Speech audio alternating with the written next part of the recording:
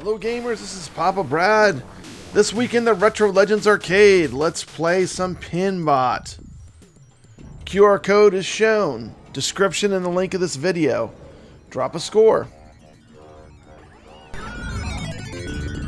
Let's start off with one of my favorite pinball tables. We'll start off with the absolute classic, Pinbot, the original Pinbot. Pinbot is a sci-fi pinball icon. Pinbot leans hard into outer space robot cool. The table's personality comes from a huge mechanical robot head, rocket-style ramps, and a chain of planetary targets that gives each session a satisfying mechanical robot rhythm. One of those tables that looks flashy on the back glass, but the gameplay is what makes this table shine. Just a lot of fun, great shots. It's got a little bit challenging outlanes, but a fantastic game which you will be playing over and over again. Very fun, classic Williams pinball table. Pinbot. I mean, they nailed this table too. It plays fantastic.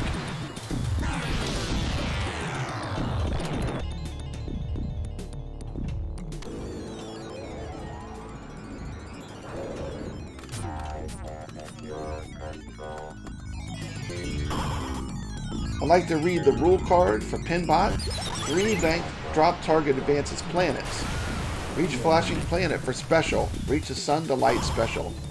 Hitting flashing light bar or completing all lights on chest panel opens visor for multi-ball.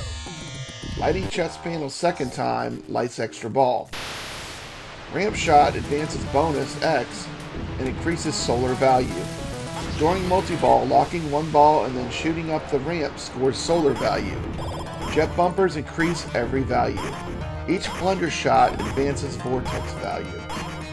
That is the card that would be on a real pinball machine.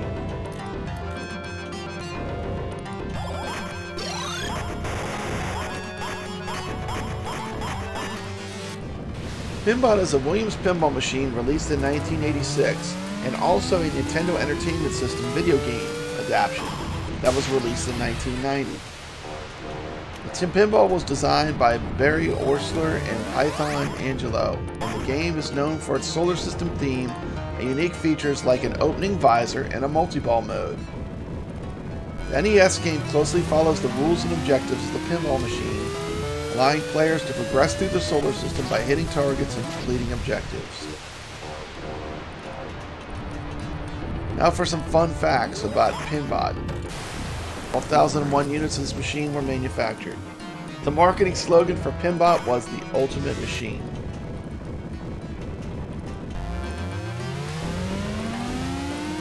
Pinbot appeared in the 1988 film Big and the 1988 film Crocodile Dundee 2. The character also appeared in the 1988 pinball machine Taxi, which is included in this pack. Pinbot was followed by 2 sequels, The Machine, Bride of Pinbot, which is made in 1991. Absolutely gorgeous cabinet art too on that one. And Jackbot, my favorite of the trilogy, which was released in 1995. It is actually the 3rd Pinbot game. One amazing thing that happens in VR, check out the way the lights work at the top of the pinball machine. You can only do that in the VR. So the toppers and the lights on the back glass, they all work. And to me, that just makes it even more immersive. I mean, how can you not love this? This is absolutely glorious!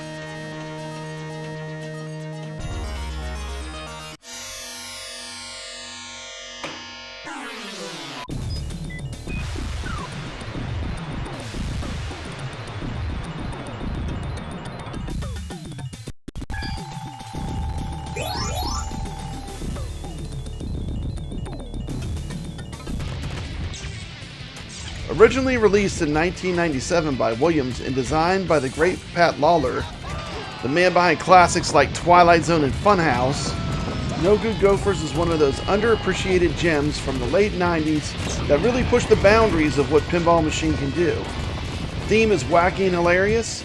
You're basically trying to golf while 2 mischievous gophers do everything in their power to ruin your game. Think of the movie Caddyshack. I'm going to take a look at the table up close and personal to get an idea what it looks like. Oh no! Very colorful. I'm going to play a full game. About half the game will be with all the extras turned on, and then I'm going to turn them all off and show you what it looks like with the classic look with no visual extras on. I really feel like this table to me captures some of the magic that the Gottlieb tables like Teed Off would have without all the bugs. And this is a super fun table once you dive deep into it and you learn it. One of the most iconic features of this table is the slam ramp, a unique moving ramp that actually allows you to shoot the ball up and over, performing one of pinball's first ever hole-in-one shots. It's an incredibly fun and satisfying shot, and Zen has done a great job capturing the excitement in digital form. On the AtGames Legends 4KP, the table really shines. The visuals look crisp and vibrant, showing off every detail of the playfield artwork. Colors pop, the Gofers annex are crystal clear, and the light effects bring the whole game to life. Pair that with smooth gameplay and excellent flipper response, and you have a digital version that feels as close to the real thing as possible. Sound is another highlight here. The Gofers' goofy callouts and the whimsical music give the game a lighthearted, cartoon-like feel. When paired with the Legends 4KP's SFF surround sound feedback kit, it creates a truly immersive pinball experience that makes you feel like you're standing in front of an original Williams machine. And the SSF on this one is loud and furious. So this one, if you crank it up, it has a lot of effects that make it feel like a real pinball. As far as knocking inside the machine, and pretty neat overall. As far as the gameplay goes, No Good Gofers is approachable for beginners, but still offers tons of depth for seasoned pinball players. It's all about completing golf holes, racking up birdies and eagles, and of course, nailing that exclusive hole-in-one. Flow is fast and the humor is constant, and the challenge is just right. My final verdict? Zen Studios has absolutely nailed this recreation. No Good Gofers is a perfect mix of humor, flow, and challenge. It makes it one of the most unique tables in the Williams library. On the AtGames 4KP Legends Pinball, it looks gorgeous, it plays smooth, and it sounds fantastic. This is exactly what I want to see from Zen Studios and AtGames. Recreation ports of all of my favorite Williams tables, and I gotta have them all. For me, this is an easy 9 out of 10, a must-own for fans of both digital and real pinball. I like this table. It might not be for everyone, but I do love it. And at only $5, it's an incredible value. I mean, you really can't go wrong with any Williams table, for that matter.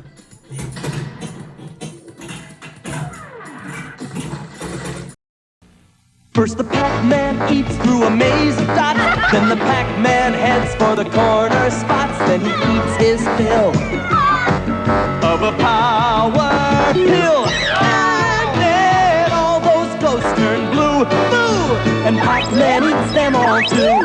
Only Atari makes the Pac-Man home video game, and you can only play it on an Atari video game system. And he played Atari today. Next up, we have Amidar, released in 1981 by Konami and distributed by Stern North America. Amidar is a maze chase arcade game that introduced a clever grid capture mechanic. Instead of simply collecting pellets like in Pac-Man, players fill boxes by outlining the borders, creating a unique balance of strategy, timing, and evasion. Amidar was a creative twist on the maze genre and remains a fascinating relic of the golden age of arcades. The game alternates between two types of stages.